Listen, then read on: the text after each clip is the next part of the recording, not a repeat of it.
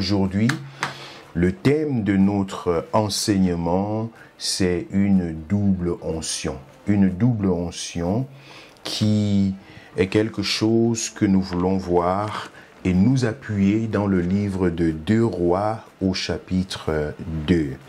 2 Rois chapitre 2, c'est un clin d'œil que je fais aujourd'hui à notre club de lecture biblique. Pour ceux et celles peut-être qui ne le savent pas encore, nous avons dans le cadre du CBS Church depuis le début de cette année lancé un club d'études bibliques, j'allais dire de lecture biblique, qui se déroule sur 1 an, lis ta Bible en 1 an.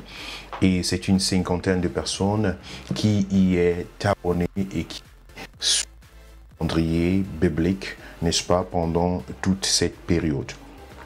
Aujourd'hui, nous voulons parler sur le thème, les secrets de la double onction.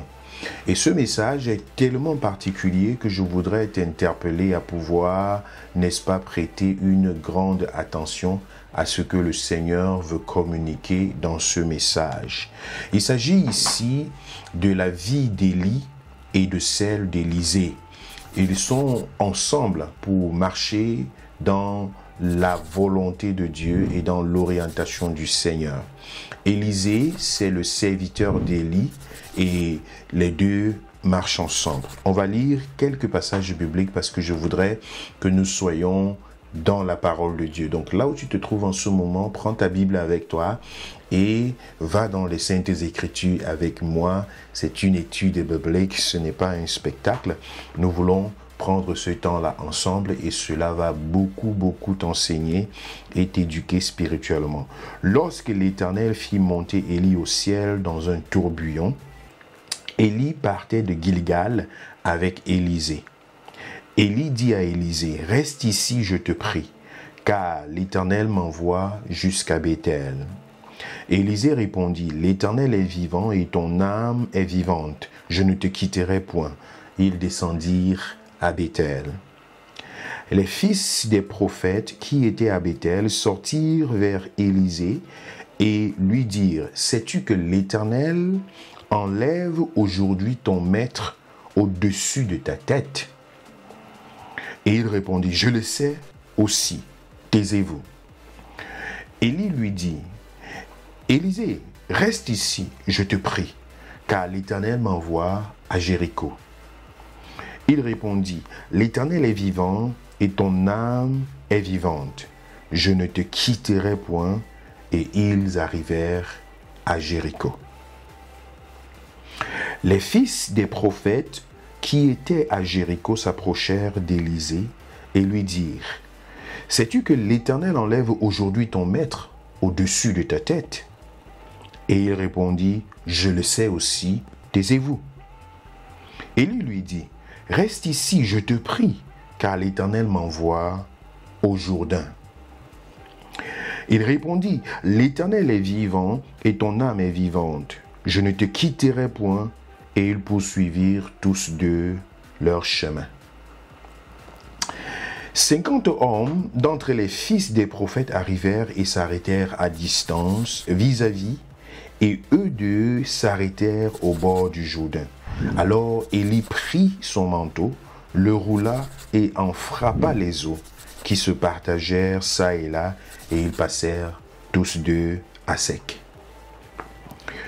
Lorsqu'ils eurent passé, Élie dit à Élisée, « Demande ce que tu veux que je fasse pour toi avant que je sois enlevé d'avec toi. » Élisée répondit, « Qu'y a-t-il?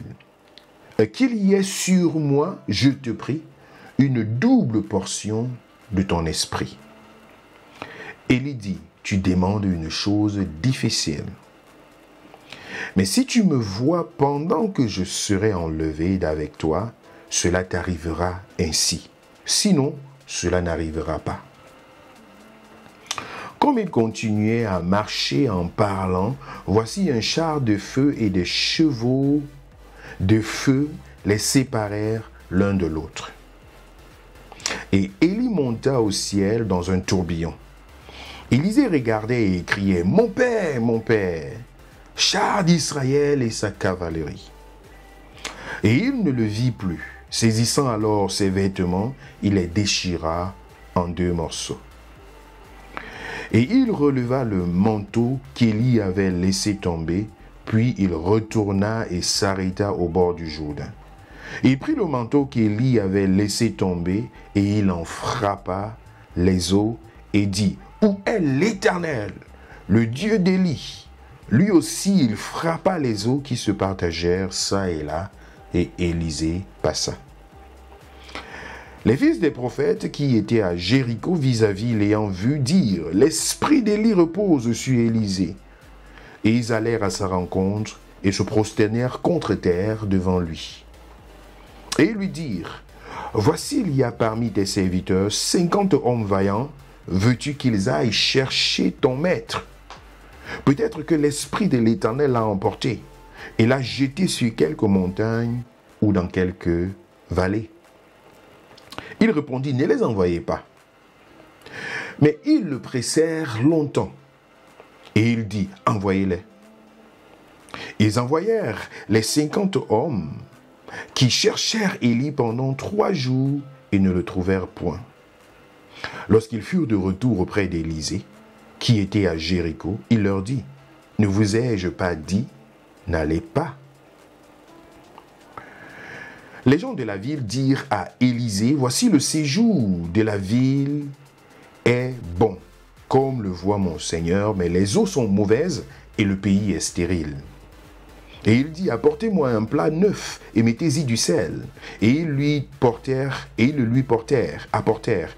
Il alla vers la source des eaux et il jeta du sel et dit, « Ainsi parle l'Éternel, j'assainis ces eaux, il n'en proviendra plus ni mort ni stérilité. » Et les eaux furent assainies jusqu'à ce jour, selon la parole qu'Élisée avait prononcée. Les enfants de Béthel, il monta de là à Béthel, et comme il cheminait, à la montée, des petits garçons sortirent de la ville et se moquèrent de lui. Et lui disaient, « Monte, chauve! Monte, chauve! » Il se retourna pour les regarder et il les maudit au nom de l'Éternel. Alors 2 ours sortirent de la forêt et déchirèrent 42 de ses enfants. De là, il alla sur la montagne du Carmel, d'où il retourna à Samarie. Merci d'avoir écouté cette lecture qui est longue, mais qui nécessite la peine. Lorsque nous parlons d'une étude biblique, il faut que nous ayons le texte devant nous. Il s'agit donc d'Élisée qui est avec son maître, avec son père, avec son leader, Élie. Élisée est celui-là qui verse de l'eau sur les mains d'Élie. On va le voir encore pour ceux qui vont poursuivre dans 2 Rois au chapitre 3. On va identifier Élisée comme étant celui-là qui a versé de l'eau sur les mains d'Élie, c'est-à-dire qui était aux soins et qui prenait soin d'Élie.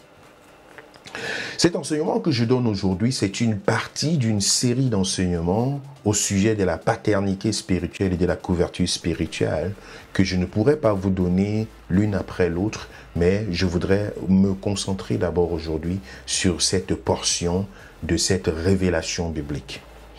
Élisée donc va être confronté à une série d'événements qui va éprouver d'une part sa loyauté, d'autre part sa détermination et troisièmement sa reconnaissance du niveau ou bien son discernement spirituel. La loyauté, la détermination et le discernement spirituel, ce sont des notions que nous tirons ici ou alors les secrets que nous pouvons relever ici comme étant ce qui a permis à Élisée de pouvoir recevoir la double portion de l'esprit d'Élie. Ils sont partis de quelque part. Ils sont partis, n'est-ce pas, premièrement, de Gilgal. Ils sont partis de Gilgal. Ils partaient de Gilgal. Après Gilgal, il est parti vers, on a dit au verset 3, ils ont quitté Gilgal pour partir. Et puis après, ils sont arrivés à Béthel. Et de Béthel, ils sont partis au Jourdain. De Gilgal pour Béthel et de Béthel pour le Jourdain. Gilgal, c'est le lieu dans lequel le peuple de Dieu après avoir traversé le Jourdain sous la conduite de Josué, s'est arrêté pour bâtir un autel qui a été surnommé Ebenezer. Jusqu'ici, l'Éternel nous a secourus. Donc, c'est un lieu significatif pour un nouveau départ. C'est un lieu significatif pour la manifestation de quelque chose de particulier dans la vie du peuple de Dieu. Ils ont enfin franchi une étape déterminante qui était l'ouverture vers la terre promise, vers la promesse, vers l'aspiration, ce qui a fait même la raison pour laquelle ils ont quitté l'Égypte pour se mettre en chemin, pour passer à travers le désert. Lorsqu'ils ont traversé cette rivière, cette mare, ce lieu-là, et qu'ils se sont retrouvés de l'autre côté, c'était la référence avec Gilgal. Ils ont bâti cet autel. L'Éternel nous a secourus jusqu'ici. Et c'est très significatif, et je vous donnerai la signification tout à l'heure. Mais après, ils sont partis à la prochaine étape pour aller à Bethel. Bethel, c'est le lieu de l'adoration. C'est le lieu de l'intimité avec le Seigneur. C'est le lieu des profondeurs spirituelles. C'est le lieu de la concrétisation de la relation avec Dieu, et qu'on peut dire la concrétisation de son appel, la conviction, la fondation, n'est-ce pas, de cette présence-là que l'on a bâtie avec le Seigneur. Et plus tard, ils vont se déplacer pour aller au Jourdain. Le Jourdain, c'est la mouvance. C'est la mouvance, c'est la manifestation de l'esprit. C'est une dimension où il n'y a pas de limite. C'est la manifestation profonde du Saint-Esprit. C'est l'opération du miraculeux qui va s'ouvrir et qui va permettre qu'ils puissent passer à sec. Ils vont voir des choses de façon matérielle. Ce n'est plus de la théorie, mais ils sont dans le miraculeux. Ils vont dans le domaine spirituel. C'est quelque chose d'assez profond. Et alors, après avoir traversé le Jourdain, les 50 qui accompagnaient Élisée et Élie sont restés au-delà du Jourdain. C'était pas une dimension qui leur convenait. C'était un espace plus intime. Et ils ont traversé cela pour aller de l'autre côté. Et c'est là où le tourbillon a pris place. Et c'est après avoir rempli toutes ces conditions que cette double portion de l'esprit qui se reposait sur Élie a été donc, n'est-ce pas, transmis à Élisée. Et c'est quelque chose d'assez profond et très instructif dans nos vies que nous devons appliquer chaque jour et dans notre quotidien et dans notre vie spirituelle. Ma prière, c'est que cela soit fait. Tu veux une double onction, tu veux une double portion, tu veux recevoir de la part du Seigneur. Il y a des principes assez particuliers qu'il faut appliquer dans la vie. Il y a des principes assez particuliers.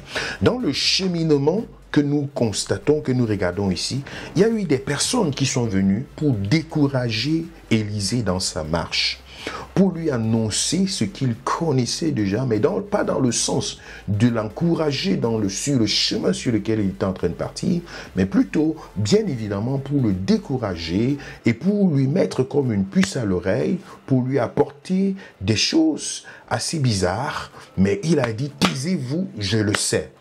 Donc il a pu se lever contre les forces qui venaient de l'extérieur pour pouvoir détruire sa relation avec Élie, pour pouvoir mettre des choses destructives dans son cœur contre Élie. Cela est venu pour pouvoir le bousculer. Et il s'est levé contre cela avec un élan de persévérance. Vous savez, dans le ministère de la délivrance, j'ai constaté quelque chose. Quand Dieu veut opérer une délivrance dans la vie de quelqu'un, il y a quelque chose de particulier qui se produit très souvent, surtout lorsque l'ennemi sait que cette personne-ci, si je la perds, alors elle va finir par être un instrument utile et puissant entre les mains de Dieu. L'une des stratégies que j'ai constatées dans le ministère du combat spirituel et de la délivrance, c'est que lorsque le diable ne veut pas laisser ta délivrance s'accomplir dans sa finalité, il vient mettre dans ton cœur des choses négatives contre la personne qui est en train de t'accompagner dans la foi, contre la personne qui est en train de prier pour toi, contre l'Église qui est censée être le lieu du réconfort, le lieu de ta guérison et de ta transformation. Tu sais, lorsque tu as une belle amitié avec laquelle tu peux atteindre des grandes choses, si l'ennemi veut te détruire, il va venir détruire cette amitié-là. Donc il y a un esprit qui est spécialisé pour détruire les relations, pour détruire la vie des gens. Et c'est cet esprit-là qui s'interpose parfois entre Élie et Élisée. Il sait qu'ici il y a quelque chose de particulier qui va se produire, il vient pour s'ingérer à l'intérieur. Et lorsque tu es sous la captivité d'un tel esprit, c'est facile de le remarquer. Tu vas te rendre compte que même lorsque tu étais dans le monde, lorsque tu n'avais pas encore donné ta vie à Jésus, tu gardais difficilement les relations. Ce n'est pas un esprit qui apparaît juste pendant que tu es enfant de Dieu. C'est un esprit qui se manifeste et qui accompagne la vie de plusieurs.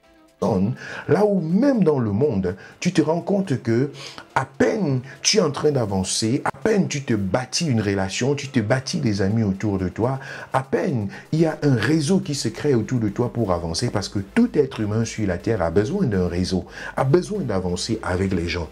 L'homme est appelé à être solidaire, à pouvoir créer des relations et avancer. Donc, si tu te rends compte que même dans le monde, il y avait des brisures de relations de façon imprévisible, tu ne sais même pas qu'est-ce qui s'est passé. Tu as tes amis, tu as des personnes et tout le reste, et subitement, c'est l'inimitié, c'est l'adversité, ce sont des choses qui se créent à l'intérieur et tu te retrouves isolé et tu dois recommencer. C'est un esprit destructeur parce qu'il sait qu'à travers les connexions, certaines connexions, tu vas être élevé, tu vas être transformé et il ne va amener autour de toi que des relations toxiques. Des relations qui vont te tirer en arrière, qui vont te garder dans la pauvreté, dans les difficultés. Ça, c'était une parenthèse que j'ai voulu, n'est-ce pas, présenter ici. Donc, Élisée et Élie pouvaient donc se retrouver devant ce genre d'interférence qui n'avait pour objectif que d'ôter cette manifestation de la promesse de Dieu dans la vie d'Élisée à travers la connexion qu'il avait avec Élie. Et cela commence très tôt. Ils sont venus directement dans la dimension où il était en train de passer de Gilgal à Bethel. Il passait de Gilgal à Bethel. Ils sont venus pour leur dire, ici, il y a quelque chose sur le chemin. Et plus tard, ils ont encore intervenu.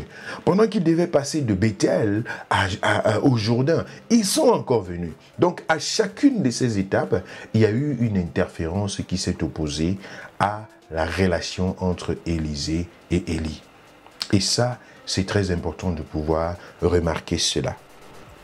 Mais par la suite, ils ont remarqué que, tout simplement, l'esprit qui se reposait sur Élie était déposé sur Élisée. Donc ici, on voit la manifestation de la puissance de Dieu, le dépôt de l'onction qui avait été sur Élie se manifester sur la vie d'Élisée. Et ce n'était pas une démonstration de la part d'Élisée, mais plutôt de la part de ceux qui étaient autour de lui et qui le manifestaient. Ceux qui ont étudié les différents miracles d'Élie on s'est rendu compte que la Bible en mentionne 12 et que la Bible mentionne 24 de ceux d'Élisée. Et Jésus dit, ceux qui me suivent et qui marchent selon ma parole feront les mêmes choses que j'ai fait et même au-delà. Donc il s'agit de pouvoir avancer avec le Seigneur et de pouvoir se connecter à une certaine grâce. Et cela est le témoignage qu'une double portion s'est manifestée de la vie d'Élie à la vie d'Élisée. Mais les secrets sont à observer et à appliquer dans nos vies de tous les jours. Ils se sont retrouvés à Gilgal. Gilgal, c'est le lieu du commencement. J'ai dit, je vais revenir sur ces significations. C'est le lieu du commencement. C'est le lieu où les choses ont peut-être pris juste un certain embryon. Un certain embryon dans la vie de certaines personnes. On est à Gilgal. On a dit jusqu'ici, l'Éternel nous a secourus. L'Éternel a opéré quelque chose dans ta vie. Il a manifesté un miracle qui a déclenché une transformation au-dedans de toi. C'est véritablement extraordinaire. Et tu te dis, ça c'est ma maison. Ça c'est le lieu où je dois être. Ça c'est le chemin sur lequel je m'engage. Ça c'est la couverture sur laquelle je dois me positionner. Il y a une transformation. Le cœur est rempli de joie, une détermination. Waouh, Seigneur, tu as délivré. Seigneur, tu as transformé. Seigneur, le miracle s'est accompli. Seigneur, j'ai vu ta puissance se manifester. Seigneur, nous étions dans le désert et voici quelque chose d'extraordinaire s'est produit. Il y a cette traversée-là pour passer de l'autre côté et il y a un monument qui est bâti. Jusqu'ici, l'Éternel nous a secourus. Nous sommes là dans la dimension émotionnelle. C'est bien sûr une dimension dans laquelle il y a la manifestation palpable de la puissance de Dieu, mais cela reste une dimension émotionnelle. Cela reste une dimension émotionnelle. Là où tu te dis, ici, tout est fait, tout est clair. J'ai rencontré Élie, l'homme le plus merveilleux du monde entier. Je n'ai jamais rencontré Élie, un autre Élie comme celui-ci. Quand Élie s'il parle, tout le monde se prosterne. La gloire de Dieu se manifeste. Élisée est à Gilgal avec Élie. C'est le lieu des émotions, c'est le lieu du palpable qui montre que quelque chose s'est passé. Mais vous savez, bien-aimés, ce n'est qu'une première étape et une étape qui n'est que embryonnaire. Tu as vécu ton miracle, tu as vécu ta transformation. Et vous savez, c'est nécessaire pour une relation spirituelle. C'est nécessaire pour une couverture spirituelle. C'est nécessaire pour un accompagnement spirituel. C'est nécessaire pour un coaching spirituel. Tu ne vas pas aller te mettre sous un coaching juste comme ça. Qu'est-ce qui se passe en toi? Quelle est la manifestation? Quelle est cette touche de la part du Seigneur? Et Gilgal doit exister.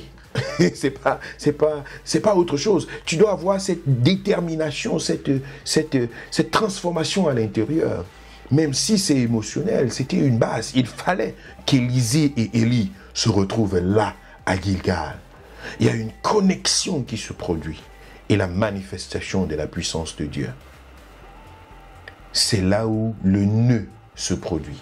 Sinon, toute la relation dans le futur sera basée sur quelque chose de fictif.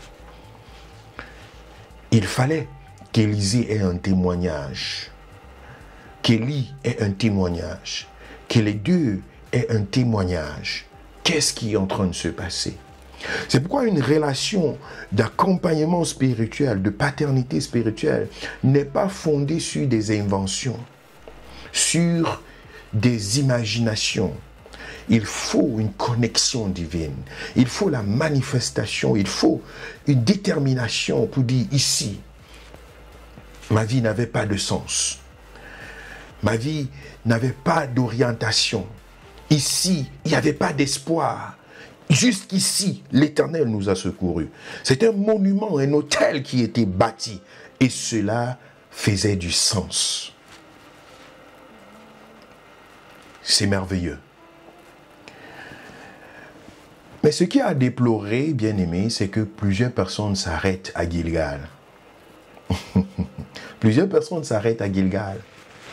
Vous vous souvenez de ces 10 lépreux qui ont été guéris par Jésus? Il leur dit, allez vous laver à l'eau de Siloé. Les gars sont partis. Avant même d'y arriver, ils ont vécu leur miracle. La transformation, ils étaient un témoin vivant de la manifestation de la puissance de Dieu. Ils étaient la signification de Ebenezer, de la gloire du Seigneur. Mais 9 d'entre eux se sont arrêtés à Gilgal. Ils se sont arrêtés. Parce que la chair a reçu du bien. Ça a fait du bien à ma chair. Vous savez, la guérison, la transformation, la délivrance, c'est quelque chose qui touche notre être. notre personne, c'est-à-dire du bien sur la terre. Du bien sur la terre. Mais il faut savoir que ce n'est pas seulement à notre corps, à notre vie sur cette terre que Dieu veut faire du bien. Il y a une autre dimension intérieure, il y a le cœur. Or, le cœur ne sera jamais transformé si tu n'es pas arrivé à Bethel. Il y a plusieurs qui s'arrêtent à Gilgal. Et quand tu t'arrêtes à Gilgal, il n'y a même pas une demi-portion de l'onction.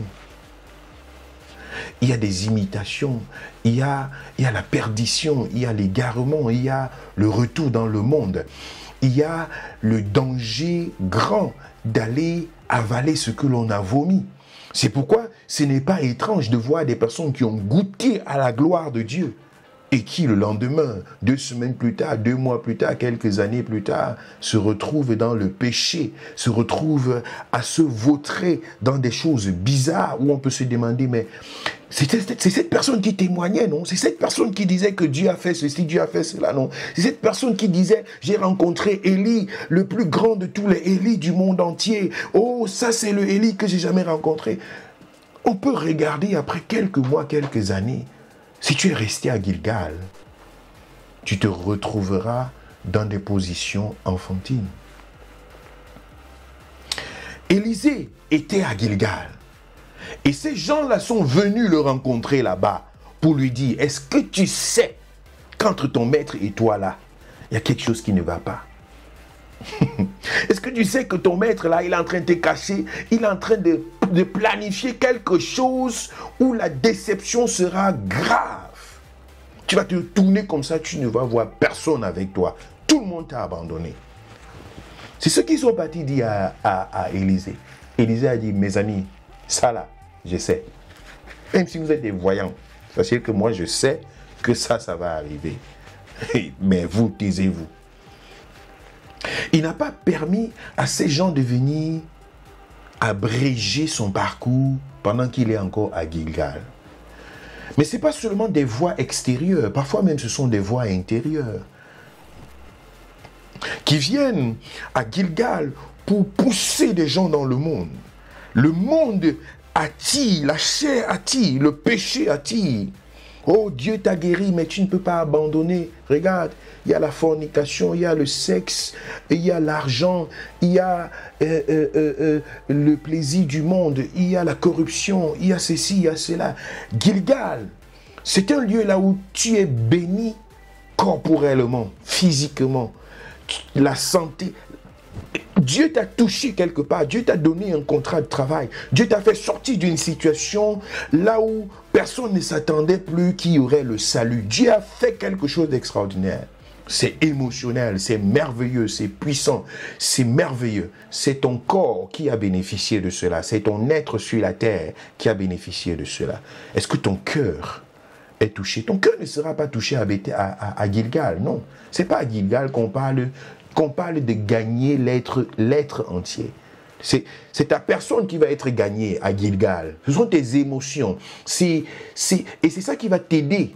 C'est censé t'aider dans ta conviction à chercher le Seigneur. Dans ta conviction à remettre certaines choses en cause, certaines doctrines que tu avais. Et il a dit, je veux connaître ce Dieu-là. Je veux entrer dans l'intimité avec ce Dieu. Mais beaucoup de personnes restent à Gilgal, à cause parfois de la religion. Parce que je suis catholique, je vais rester catholique, peu importe ce que ces gens-là font. Alors que tu as vécu la puissance de Dieu, le miracle de Dieu, ça ne te garantit pas que tu vas entrer dans une intimité avec le Seigneur. Tu es resté à Gilgal. Parce que je suis protestant, j'ai toujours été comme ça là. Non, vos affaires là, faites ça pour vous. J'ai vu Dieu se manifester, c'est vrai. On a prié pour moi, la puissance de Dieu s'est manifestée, gloire à Dieu. Mais l'autre là, je veux rester comme je suis. Oh, c'est comme ça que nous sommes. C'est Gilgal, le lieu là où on a vécu la puissance de Dieu, mais ce n'est pas un lieu pour rester. C'est un lieu de souvenir. C'est un lieu de souvenir. Et quand on dit souvenir, ça veut dire je dois laisser ça derrière moi. C'est pourquoi le miracle n'est pas une affaire du passé, c'est une affaire d'aujourd'hui. Je dois vivre mon miracle tous les jours. Même après 10 ans, je dois aller chez le médecin, il doit faire son diagnostic et voir que mon miracle est actif. Mon miracle doit être actif. La bénédiction du Seigneur enrichit et elle n'est suivie d'aucun chagrin. À Gilgal, Dieu manifeste sa puissance. Il manifeste sa bénédiction, son miracle. Mais c'est à Bethel que ce miracle-là est déclaré permanent, dans l'intimité avec le Seigneur. C'est à Bethel, le lieu de l'adoration, un pas de plus avec le Seigneur.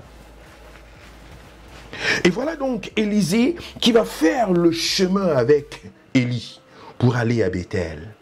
Un lieu important dans l'histoire d'Israël où Jacob avait eu une vision de l'échelle céleste qui avait été érigée, un autel. Il voyait des anges monter et descendre. C'est le lieu qui a pour signification la maison de Dieu. Bethel, c'est la maison de Dieu. Et ce lieu-là a été associé à des rencontres divines, à une intimité avec le Seigneur. C'est le lieu où on est dépouillé de soi-même et on va à la rencontre du Seigneur. Tu dis que tu as Élie dans ta vie. Est-ce que tu suis ce Élie dans l'intimité avec le Seigneur?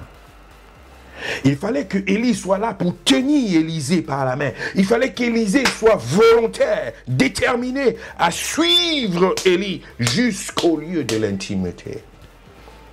Il y a des choses qui ne se disent pas en public.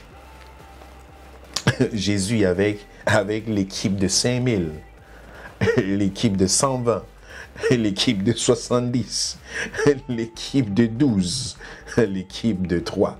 Jésus avait des choses qu'il communiquait avec la dimension particulière en fonction de l'intimité. Il fallait que Élisée soit prêt à quitter Gilgal. C'était l'une des conditions pour recevoir la portion double de ce qui se reposait sur la vie d'Élie. Il s'est retrouvé à Bethel. Lorsque j'étais enfant, je mangeais les choses des enfants. Maintenant, je suis devenu adulte, je consomme les choses des adultes. Es-tu prêt à prendre dans les profondeurs avec le Seigneur? Au début de cette année, le Seigneur nous a montré une révélation dans le livre d'Ézéchiel, là où il disait à Ézéchiel, j'ai mesuré 1000 coudées, avance. Et il avançait de 1000 coudées, et il y avait de l'eau jusqu'à ses chevilles. Et Dieu dit 1000 coudées de plus. Et Ézéchiel avance, et de l'eau lui arrive aux genoux. Et Dieu dit 1000 coudées de plus. Et Ézéchiel fait les 1000 coudées, et il a de l'eau jusqu'aux hanches. Et Dieu dit 1000 coudées de plus. Et lorsqu'Élisée avance dans les eaux profondes, il ne peut plus que nager. Et quand Dieu le fait ressortir à la rive, il lui montre comment cette eau coule comme un torrent et va apporter une transformation. Partout là où cette eau passe, c'est de la verdure. Ce sont des arbres qui fleurissent, qui donnent des fruits à saison et à contre-saison. C'est une productivité extraordinaire qui se manifeste.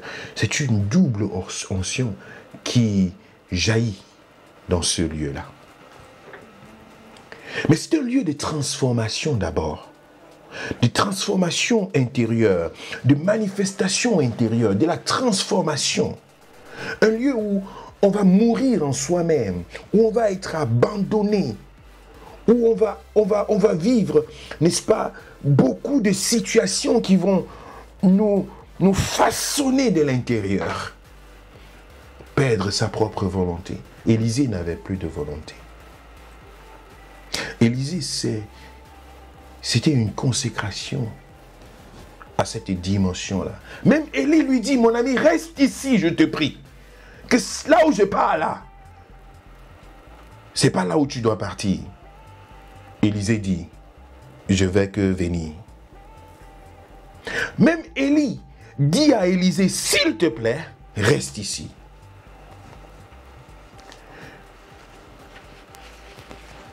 Ça m'a beaucoup interpellé.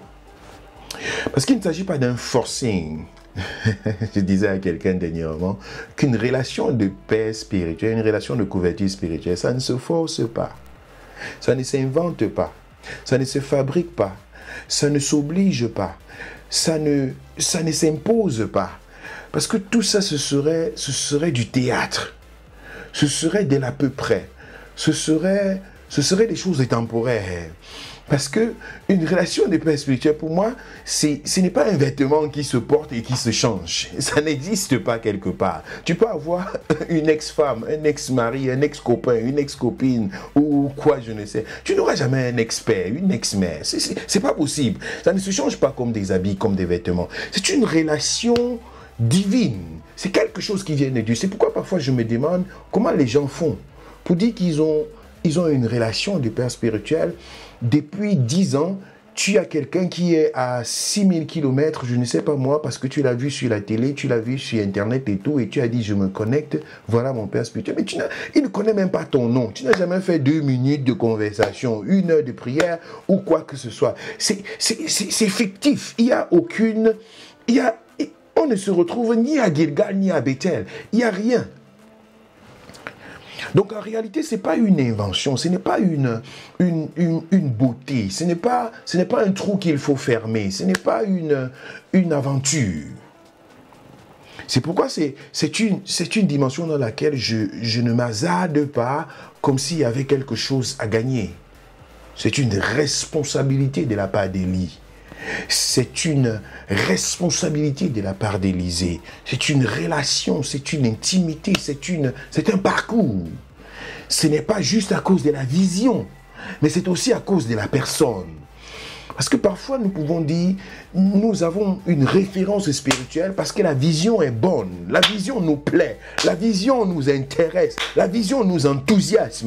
Et nous disons oui, c'est ce que nous voulons. On se connecte aux grands projets qui sont faits et tout le reste. Mais dès que cette personne va faillir à tes yeux, va faire un faux pas à tes yeux, c'est toi qui vas dire, c'est fini. La vision là, ça ne vaut pas la peine. Ou alors dès que cette vision là va être entorsée,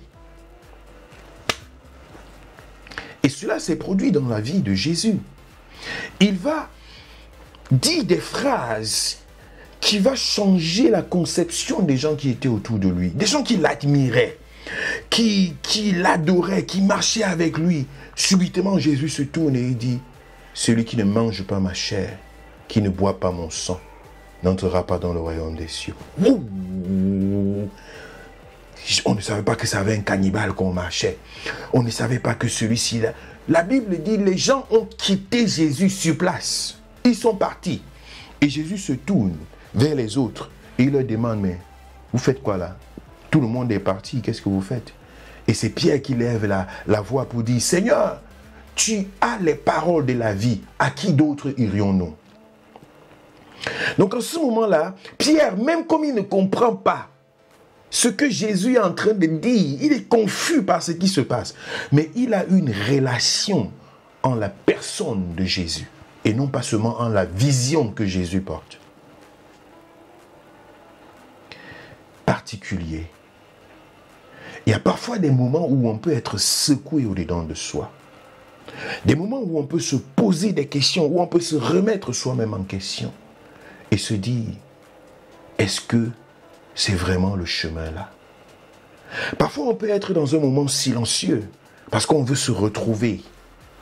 Mais bien aimé, il faut savoir qu'une relation que Dieu crée, Élie-Élisée, c'est une relation qui n'est pas fondée sur les choses circonstancielles.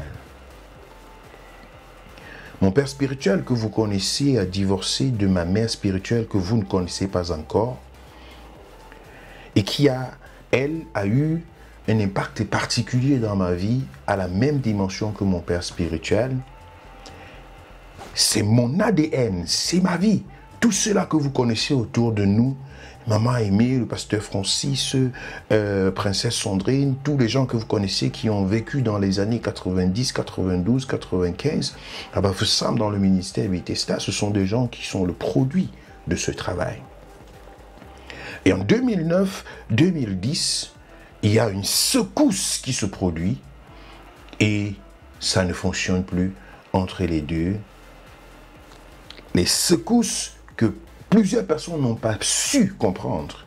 Mais quand je me suis assis dans la prière et que j'ai observé le déplacement, le décalage des circonstances, le changement de circonstances, de milieu entre Bafoussam et Dallas, le lieu là où ils avaient déménagé et comment les choses, les constellations s'étaient produites, je me suis rendu compte que c'était quelque chose d'inévitable, que je ne saurais justifier.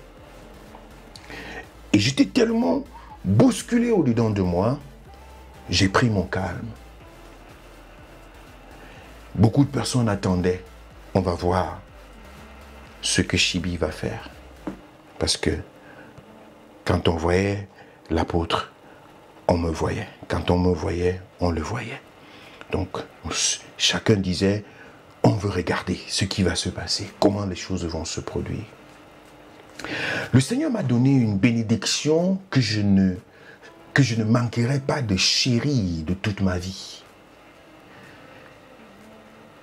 La vision est importante. Il faut s'accrocher pour suivre la vision. Mais ce qui est encore plus important, c'est la personne. Si ton cœur n'est pas attaché, s'il n'y a pas eu une rencontre, s'il n'y a pas eu un Gilgal, s'il n'y a pas eu une touche personnelle, individuelle, s'il n'y a pas eu une connexion de base, sache qu'au jour du tremblement, la vision ne suffira pas pour te permettre de garder tes racines. Tu vas déambuler parce qu'il y a eu une secousse et tu vas te retrouver dans des situations déplorables. Élie lui-même a dit à Élisée, quitte, je te prie, pardon, pas. Élisée a dit non, ici là, je vais avec toi. On ne sait pas dans quelle confrontation, dans quelle situation Élie se trouvait, mais toujours en est-il, c'était que plus d'une cinquantaine de prophètes étaient en train de chuchoter dans les oreilles d'Élisée. Ça veut dire qu'il faisait des choses derrière le dos d'Élie. Donc on ne peut pas comprendre quelle était la situation, l'atmosphère qui était autour d'Élie en ce moment-là. Comme un homme isolé, comme un homme, on est en train de faire son deuil. Comme un homme, on ne se soucie plus de son lendemain. Comme un homme, tout le monde est tourné vers, il va disparaître quand? C'était la préoccupation, c'était le journal, c'était les investissements, c'était des conversations, c'était ceci et cela. Un jour, un homme a toqué à la porte de ma maison. Je vous ai déjà donné ce témoignage. Non seulement chrétien, prétendument homme de Dieu, mais également neveu ou cousin familial de mon père spirituel. Il vient chez moi, toquer à ma porte. Je ne l'ai pas reçu, je l'ai reçu à la porte, à la barrière en bas. Et la question qu'il me pose, parmi tout ce qu'il était venu pour verser dans mes oreilles, pour instiguer des choses négatives, je lui ai dit, tu as frappé à la mauvaise porte. Va chez toi et ne reviens plus jamais chez moi. Parce qu'il fallait que la porte soit complètement fermée et que je sache que malgré l'amour que Dieu a mis dans mon cœur pour ceux-là qui ont bâti ma vie et qui m'ont donné des orientations, je dois savoir que ce n'est pas quelque chose qui est momentané. Dans notre vie quotidienne, dans notre marche avec Dieu, nous pouvons avoir des mentors, on peut avoir des coachs, on peut avoir des encadreurs, on devrait même. Mais on a un seul Père spirituel, on a une seule référence spirituelle, on a un seul couvercle, une seule couverture. Ça, c'est inchangeable. Élisée savait qu'ici, il y a quelque chose où je dois être déterminé dans mon attachement, dans mon engagement, dans ma détermination, et je dois y aller jusqu'au bout pour pouvoir atteindre la possibilité de recevoir la double portion de l'esprit qui était sur Élie. Il a quitté Gilgal. il est allé à Bethel. Il est allé plus profond. C'est le lieu où on est rempli de la connaissance. C'est le lieu où on est transformé, où on est formé. C'est le lieu où non seulement la conviction que l'on a reçue dans la chair, n'est-ce pas, est remise sur la table, mais où également les soubassements sont faits. Les soubassements sont faits. La connexion avec Dieu, elle est manifestée. On peut goûter à quelque chose de meilleur. Et vous savez, quand ils ont quitté de là, voilà Élie qui demande encore à Élisée, s'il te plaît, reste. Et ce sont les prophètes qui viennent encore. C'est cette cinquantaine de prophètes, hommes, fils d'entre prophètes. Ils viennent encore à Bethel. Ils viennent à Bethel pour dire, est-ce que tu sais qu'il y a quelque chose qui se passe? C'est le lieu où on a vu la manifestation de la puissance de Dieu. La manifestation de la gloire de Dieu, la manifestation de l'onction de Dieu. Et on vient dire, tu sais quoi, il y a des choses, hein?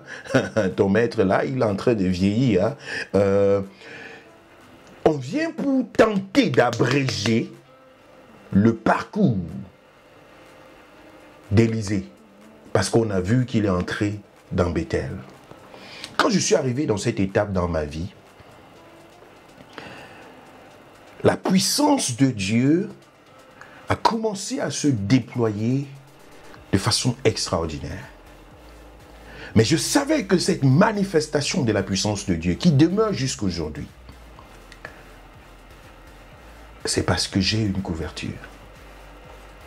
Mais les gens qui étaient autour de moi, au début, n'ont pas compris. Un jour, mon père spirituel m'a appelé, il m'a dit, je suis en Europe, j'ai besoin que tu organises une retraite sur une montagne en Suisse. Il m'a donné des informations, il m'a mis en contact avec une église, il a arrangé ce qu'il fallait faire et je suis entré dans les organisations. J'ai planifié le programme et tout, on a essayé de faire avec une équipe sur place, on a fait le travail. Et nous sommes descendus en Suisse avec une équipe de l'Allemagne, des hommes de Dieu, des enfants de Dieu et tout le reste. On a fait le déplacement, on est arrivé sur la montagne de prière. Là, on devait se retrouver 3 nuits et 4 jours dans la présence de Dieu. Et il y avait des moments extraordinaires, là où mon père spirituel se lève et il prêche, il enseigne. Et au moment de prier, il va s'asseoir et il dit, Chibi, il va prier. Et pendant que nous sommes en train de prier, dans l'atmosphère, la puissance de Dieu se manifeste de façon extraordinaire. Et on voit des gens tomber à gauche, tomber à droite, on voit la puissance de Dieu se manifester, on voit des délivrances, on voit des esprits mauvais partir, des démons crier dans la vie des gens. On voit dans cette retraite-là, la gloire de Dieu se manifester. Et il y a une catégorie de personnes, comme ces 50-ci, qui ont commencé à aller dans les oreilles de mon père spirituel pour lui dire en face, nous préférons que ce soit Chibi qui prie. Il les a regardés comme ça et il a souri. Quand ils sont venus vers moi pour essayer de tenter de dire cela, j'ai secoué la tête. J'ai dit, vous ne savez pas que cette onction qui se manifeste, c'est parce que j'ai une couverture spirituelle. Quand cet enseignement a été communiqué, la confusion est rentrée dans le camp de l'ennemi et les gens ont compris qu'il y a onction sur onction. Quand le vieux est assis, la gloire de Dieu qui se manifeste, c'est une gloire que l'on ne peut pas acheter à prix d'argent. Il est ici à Bethel. La profondeur et la puissance et la manifestation de la gloire de Dieu. C'est dans ce même endroit-là que ces gens, ces 50 viennent pour dire, mon ami, entre toi et Élie là, tu sais ce qui est en train de se passer? Mais Élisée, parce qu'il est déterminé à décrocher l'onction, la double portion, il sait ce qu'il est en train de chercher.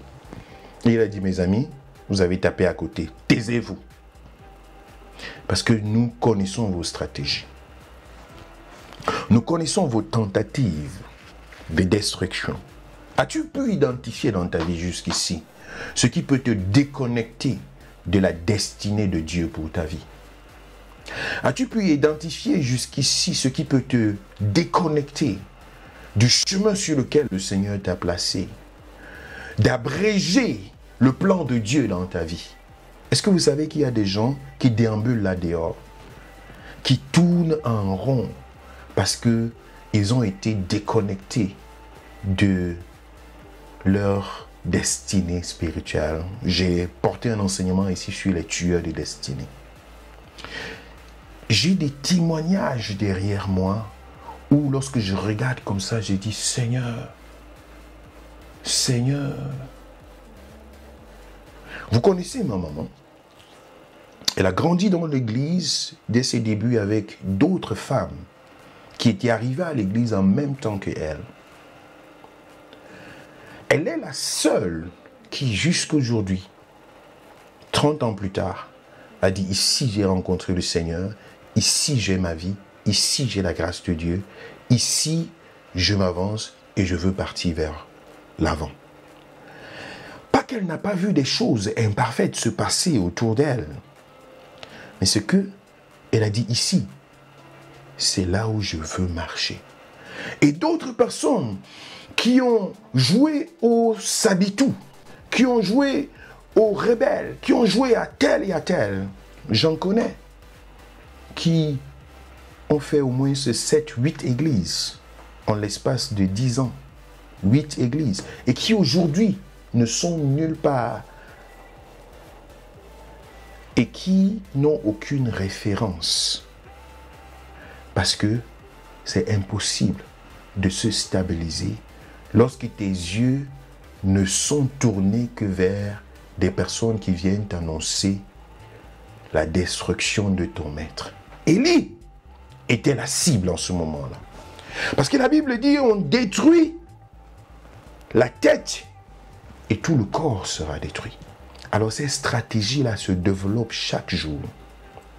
Et cela s'est développé contre la vie d'Élie aux oreilles d'Élisée.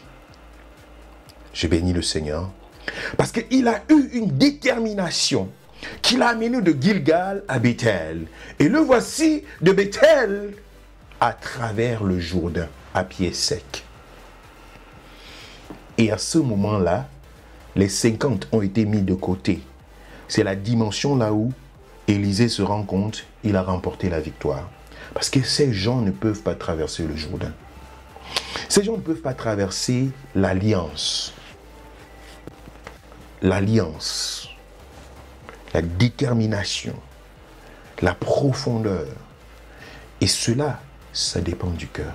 Ce n'est plus basé sur les émotions, ce n'est plus basé sur la vision. C'est quelque chose où c'est une intimité.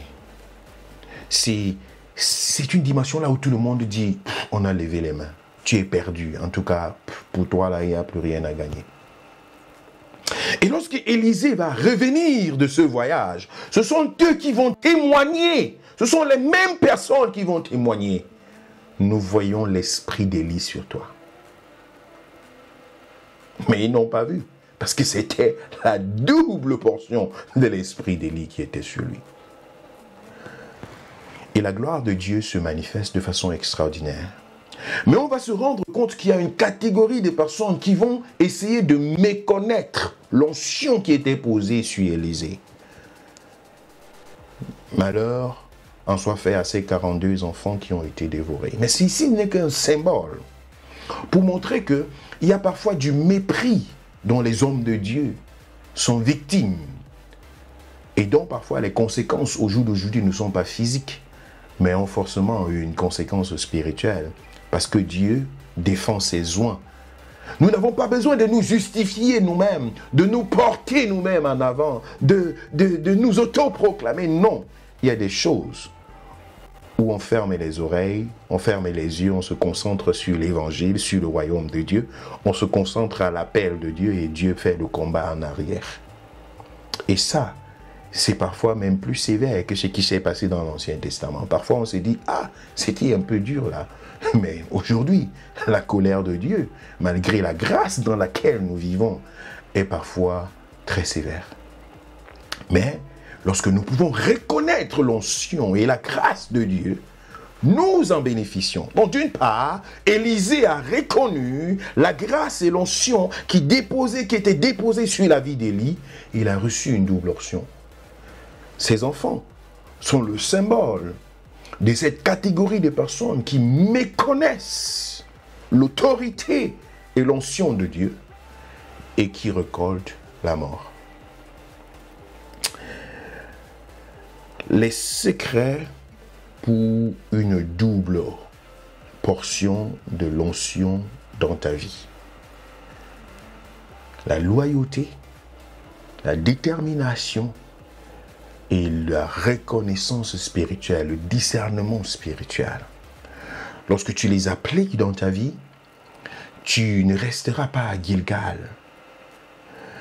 Tu iras à Bethel. Tu ne seras pas juste flatté par la vision, par la manifestation de la puissance de Dieu, par les délivrances, les miracles, les prodiges. Mais tu iras dans une relation de cœur à cœur. Tu iras dans cette posture-là qui te permettra, comme à l'instar de Pierre, qui devant le scandale dit à Jésus, à qui d'autre irons-nous? Tu as les paroles de la vie. C'est à toi que nous sommes attachés et non pas à la circonstance que nous voyons devant nous, autour de nous. Lorsque tu es à Bethel, tu es rempli, tu es formé, tu es transformé.